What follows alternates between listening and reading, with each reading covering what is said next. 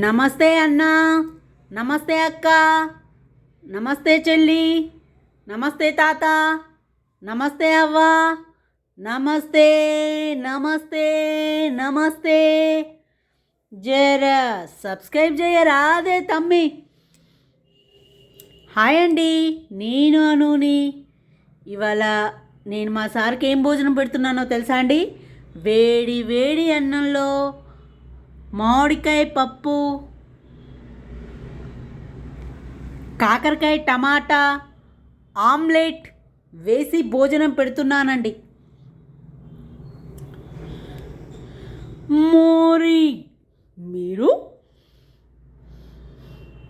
ఏమండి? సబ్స్క్రైబ్ చేయండి.